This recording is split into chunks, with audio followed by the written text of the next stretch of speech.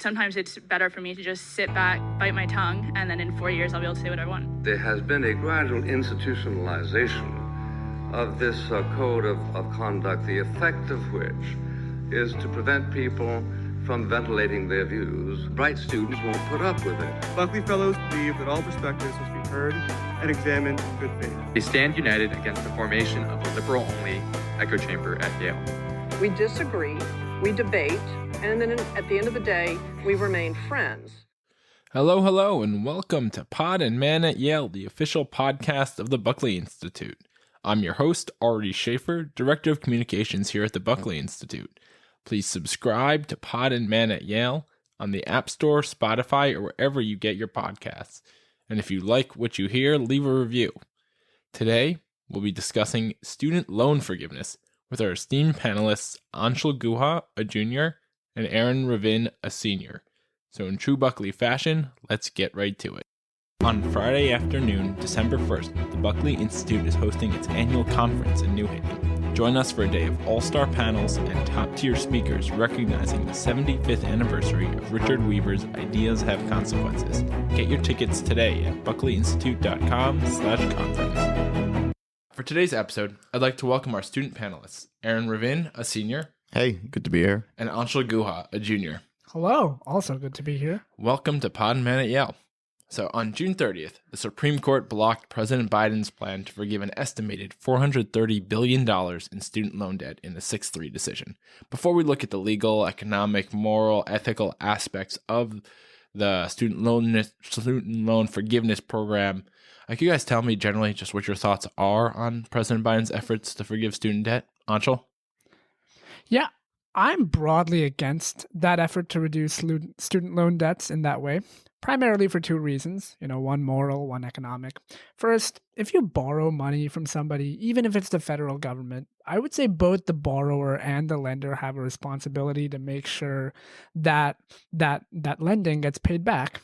And also from an economic perspective, at the time that the Biden administration proposed this, the inflation rate was very, very high. And so student loan forgiveness would have just increased that inflation even further. And at that time, even a small increase in inflation would have been really bad for the economy. Yeah, I'm also pretty much against it. I'm not a huge fan of the motivations that I think were behind the decision. It seemed like just a move to satisfy some of the more active elements of the Biden base. I don't think it was a well thought out policy. I don't think it was a legal policy. I think there were many problems with it, but we'll talk about those. Yeah, sure. We'll definitely get into the nitty gritty, like I said. So first I want to look at some of the arguments for student loan forgiveness. People argue that a college degree is becoming more and more indispensable for basic jobs to just get a living wage. And some argue, as it's kind of been the American tradition, that it is the government's job to educate the population. Guys, what do you think about that? I mean, I think that to some extent it's the state's job to provide an education, but I do think that there's a reason why we refer to college as higher education. It seems to be additional, supplemental. There are many Americans who do not ever go to college. There are many Americans that pursue alternative means of higher education. Still today, there are big apprenticeship programs that are actually becoming more popular relatively recently. I think it's kind of arbitrary to say that one form of education is the one that the state should be providing. And there's nothing wrong with having things be supplementary. Anshul? So actually, I also somewhat agree on the premise that partially it is the government's job to educate. There should be government options like public school and public colleges, but I disagree with that conclusion primarily because of what practically happens when there is free college. If you look at continental Europe and Asia, oftentimes their free college, their free public college will have grueling entrance exams that'll weed out the majority of the students, and in developing countries, maybe 10% of students will get into a good university. College is bare bones, there's no extra support, it's just classes and examinations. So if you want that for American college, then maybe we can consider a completely free public education, but otherwise let's try to think about something else. So in a fact sheet when announcing the student loan forgiveness program, President Biden administration reported that the cost of college has tripled since 1980, for both public and private four-year colleges. Pell Grant awards, scholarships to low-income students have stuck around $6,000. So without government help, college will become less and less attainable for those looking to use college to move up the income ladder. Shouldn't the federal government be doing more then? So I'd start by pushing back on the premise a little bit, and I would say that moving up the income ladder does not require college. And if you look at the stats, the college wealth premium and income premium are both significant, especially for men, but they are dropping pretty rapidly these days because the trades are becoming more lucrative. I would say that what we need to do is find out which high-paying occupations require a college degree and then focus our public education towards those occupations. I'm thinking, for example, STEM, pre-law, pre-medicine, and those fields. One of the other arguments people make is just the debt that students are building up is a problem. The Biden administration reported in August 2022 that American students hold 1.6, or Americans in general hold $1.6 trillion in student debt. You think back to the 2008 financial crisis and how debt led to a wider economic failure. Shouldn't the government do something before the bubble bursts?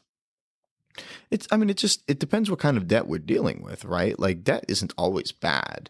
The Biden administration should probably release numbers and saying what percent of that debt is held by people who are likely to default. Like, banks and their entire asset balance sheet is determined by having people with loans with them. Debt can be good for an economy. It can be stimulative, and it can encourage people to be involved with the workforce. Right. And jumping off of your point, I would add that what I'm really afraid of is that if we just forgive all this debt and the federal government takes it on, we've made the same mistake twice now, as you said, in 2008, and now if we forgive this debt, we've made it again. And I'm really afraid that we won't learn from our mistakes and we won't learn how to be fiscally conservative, and that we'll just find ourselves in a different debt bubble of some other kind in the future. So the concept you're referring to is something called moral hazard, and that became a big catchword in 2008. Is there a moral hazard problem here where students don't mind taking on tens of thousands, hundreds of thousands of dollars of risk because maybe the government will just pay it off? There is a moral hazard here, and in fact, it's benefiting colleges, and it's hurting the government, who might have to assume the debt that students can't pay back, and it's hurting the students who are ultimately going to have to pay more. And, how to fix it, I'm really not sure, but somehow the government should try to pressure colleges to stay underneath some cap of the amount of money they require students to pay, and it should also try to pressure students to choose cheaper colleges over time.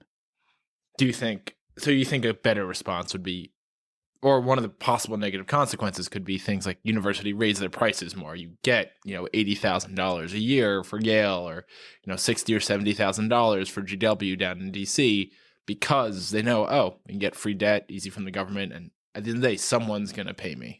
No, and not only that, but it's kind of an inflation problem. The reason why prices go up beyond just the desire for a product increasing, it's when demand outpaces supply. And as soon as the federal government started getting more involved with university tuitions, we started to see tuitions increase more rapidly. That was like the secular thing going on in the past 50 years when prices were increasing. This didn't come out of nowhere. Anshul, any thoughts? Yeah, I largely agree.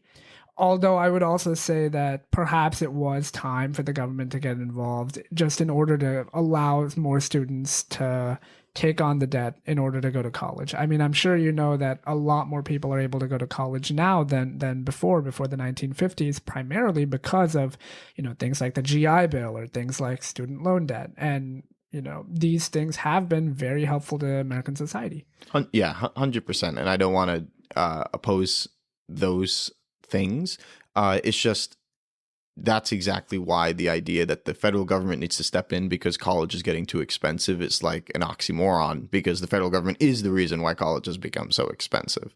The Census Bureau said that only 37% or 37.7% of Americans currently hold at least a bachelor's degree. That means about 2% of Americans weren't able to get a bachelor's degree. They're the ones who are going to help pay for student loan forgiveness, whether it's because they've got to now pay extra taxes to fill in the budget that isn't covered by the student loan tuition payments, or they actually have to pay out of pocket for a program that would pay for other people's college tuition. How do you morally defend a policy like that? So I think I can actually provide two different defenses of such a policy, and then maybe Aaron can reply to them. The first is the point of society is to make the world a better place over time. You know, the internet didn't exist when our parents were growing up. That doesn't mean that we shouldn't have access to the internet. Same thing with cars and planes. And similarly, just because free college wasn't around when someone was paying their student debt doesn't mean that it shouldn't be around in the future for future generations to access. Yeah, no, I think in many ways it's like a softball, right? It's like, okay, so we should expect more from the people who are doing well to contribute to problems and like making the world a better place. Sure, like I can buy that. But the thing is college students are theoretically the ones who are supposed to be doing better in America than the people who don't have the college degrees. And I'm not even just saying it's unfair for people who didn't go to college to have to subsidize people who did go to college to like become wealthier than they are. But it's even more unfair to the people who went to college and actually paid off their debt. Like why do some people get away with fiscal irresponsibility and other people don't? It's really not. That's the most unfair part of it. And you see it in all the parents that cut back on spending in order to send their kids to school. It's really not fair to them. Oh, but I would push back on the second point you said. As I was saying before, society tries to improve over time, and that fundamentally means that opportunities that existed in the now or that do exist now didn't exist in the past, and that's okay. According to the Bureau of Labor and Statistics, going to college increases your earnings significantly and dramatically decreases your likelihood of being unemployed. People with a bachelor's degree are more likely to be married and less likely to be divorced. Isn't taking on debt to go to college then just an investment risk that's likely to pay off in the long run?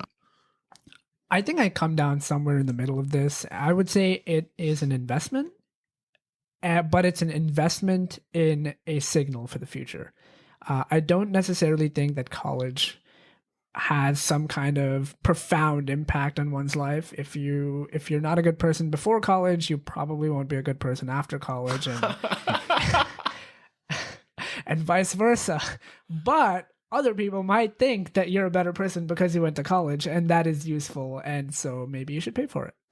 Yeah, I totally think it's an investment, and it's not, but I think it's even more than that. Like, so many people go to college and then they say that these are like the best years of their lives. And I really don't think people should peak in college, don't get me wrong, but like people enjoy college a lot. And I think if we frame college in the lens of the experiential thing that so many people advocate for it based on, like why they went to college, why they picked a university, oh, they really like the campus. I think the fact that the student loan forgiveness thing is happening is even more indefensible. Why are we paying for some people to go to frat parties? Like, yeah, it just doesn't make any sense to me.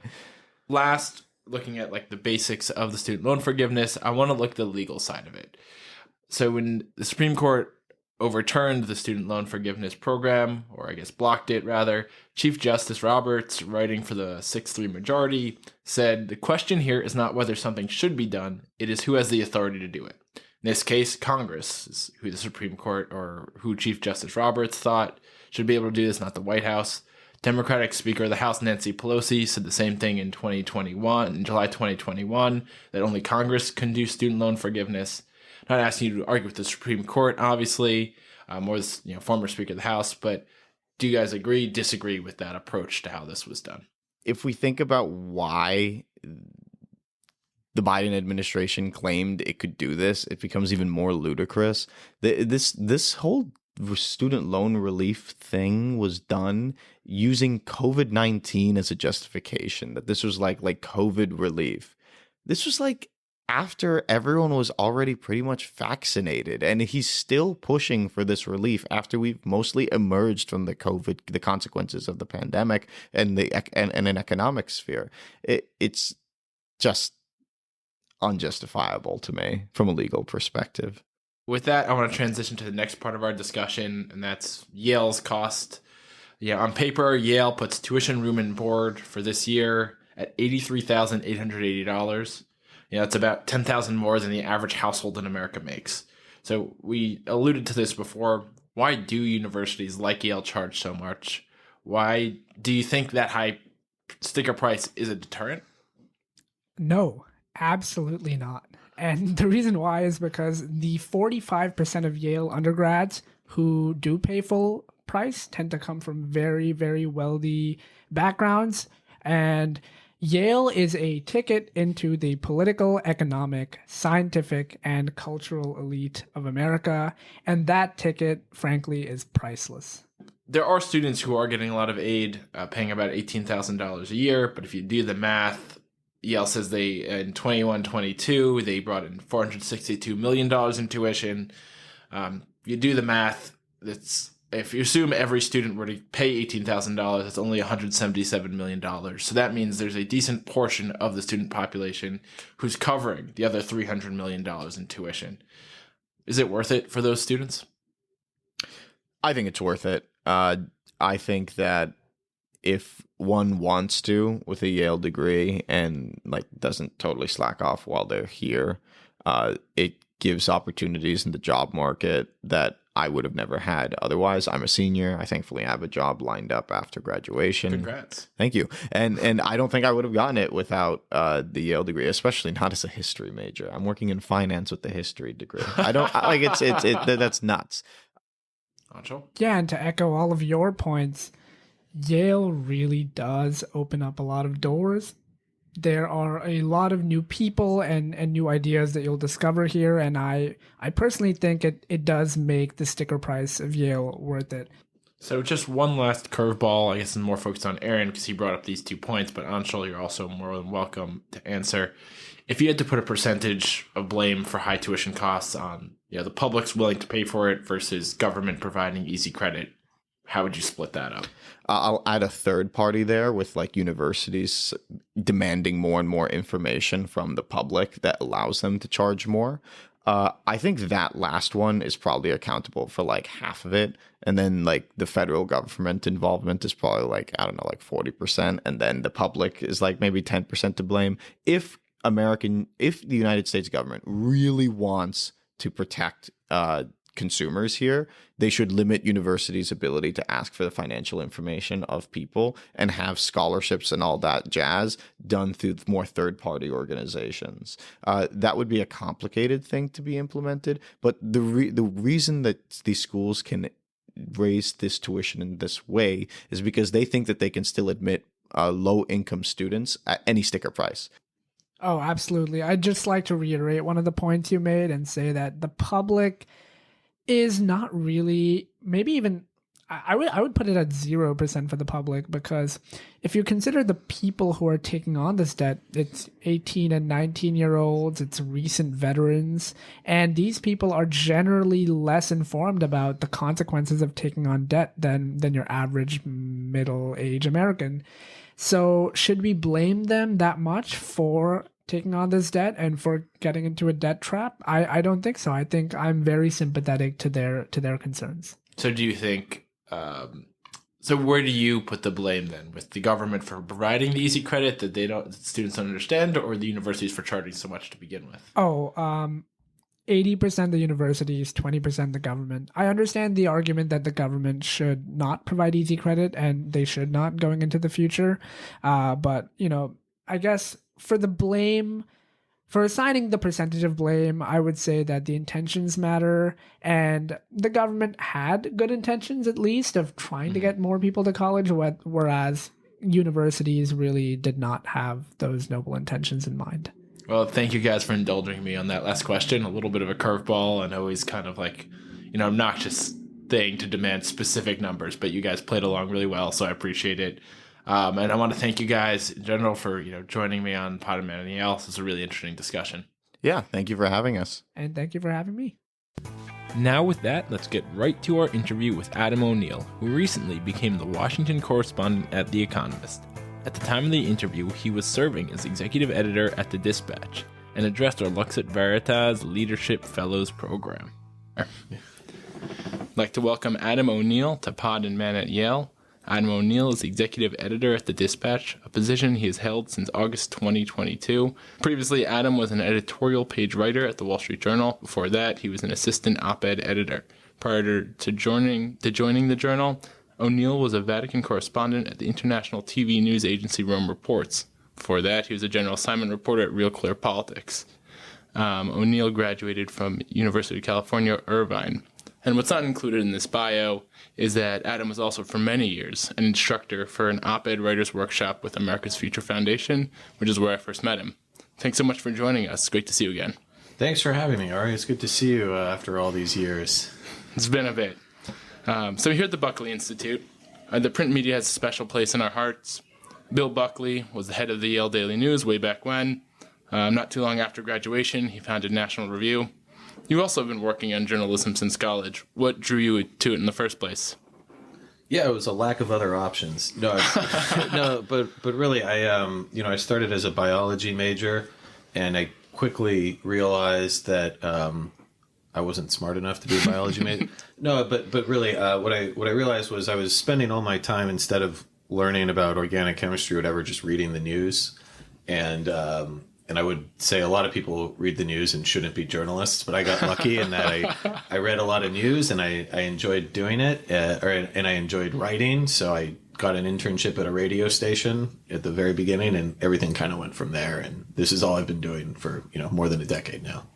There are people who do view writing at the Wall Street Journal, writing in the New York Times as a prestigious place to be, prestigious job to have. I'm sure there are a lot of Yale undergraduates, some of whom you just spoke to, who would be more than thrilled to go home and tell their parents, tell their friends, I'm the new, beat reporter, I'm the new politics reporter.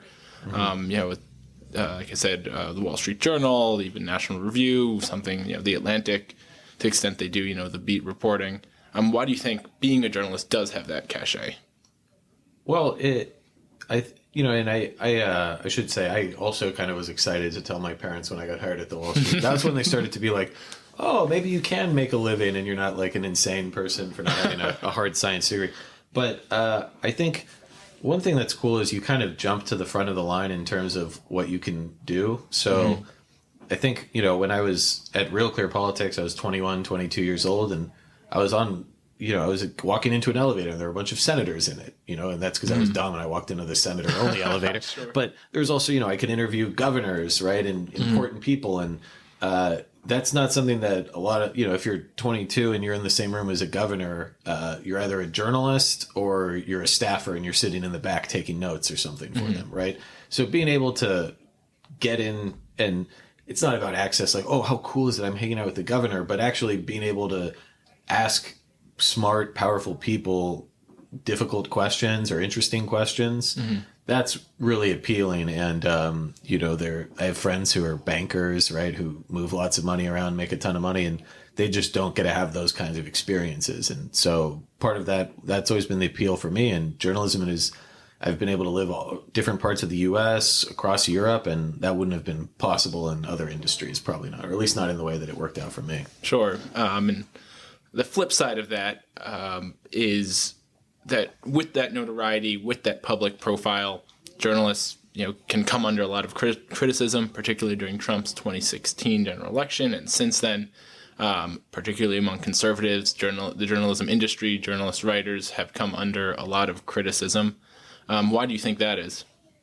Well, it's a mixed bag, right? And I almost hate to say like the journalism industry, because there's a real big gap between, I don't know, like a click farm, right? Or even just someone who's writing, hot takes to annoy as many people as possible. There's a huge difference between that and someone like, the Financial Times correspondent who's in a trench in the Donbass right now writing about combat and what's happening in that war, right? So I don't want to group all journalists together, but I think to the extent that American conservatives, people on the right, and I'm not a Republican, I'm not a registered Republican, I'm not involved in that sort of thing, and I didn't go in to like advance a particular ideological agenda. I have my personal views, which tend to be on the right, and I just try to report the world as it is. Whereas I think there's a perception, not entirely wrong, that a lot of people who go into journalism actually do go there to with an ideological project in mind, right? And I think most journalists that I've met, in let's say the legacy media or the mainstream media, they're not necessarily activists, but they just come from that milieu where they all sort of think the same way, and they'll kind of be like, oh, we're not supposed to talk about that, right? And because of that, they miss things, right? And even what are the kinds of things that come to mind? Here's a good example. Very few places were writing about Hunter Biden's drawn out proceedings with the mother of Joe Biden's 7th grandchild, right? Right. And no one wanted to touch it. And they're like, well, we're not supposed to write about that, right? And the only places that were writing about it were conservative publications who were like, I don't know. It seems significant that Joe Biden, who presents himself as a family man and a good grandfather, a doting grandfather, he's denying the existence of one of his grandchildren. That seems relevant because he made this part of his political identity. Right. And we have proof that he's treating this poor child pretty badly. And no one in the left media was talking about it until Maureen Dowd wrote a column denouncing Biden. Right. And then a week later, he came out and was like, oh, I have 7 grandchildren. I want the best for them.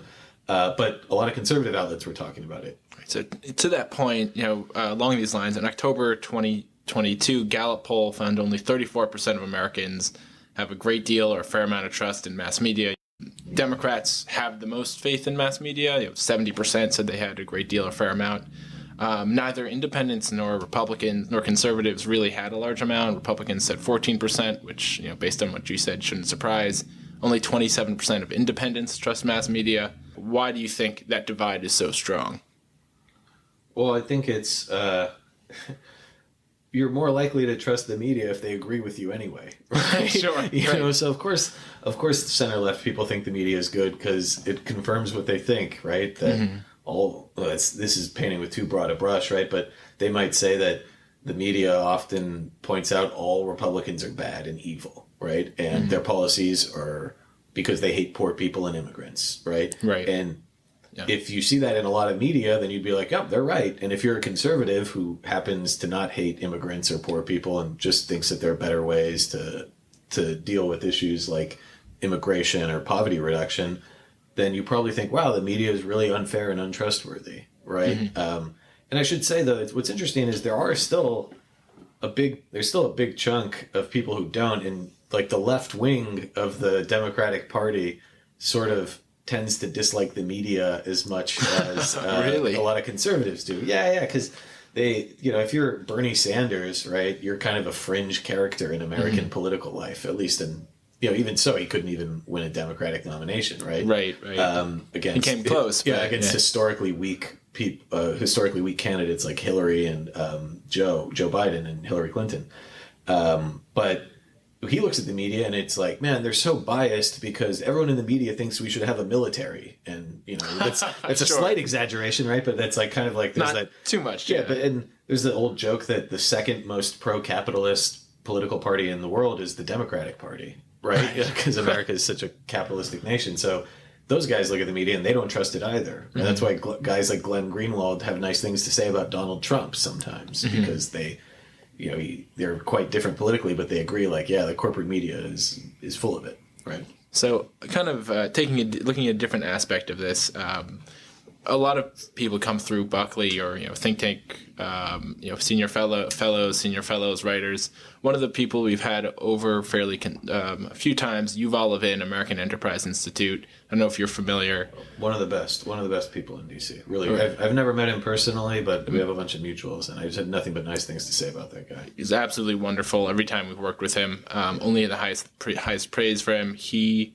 was talking recently a lot about institutions, and he said part of the reason Americans are losing faith in institutions is because they see more and more individuals using the institutions less to advance the institutional goals than to promote themselves or use the institutions as a platform.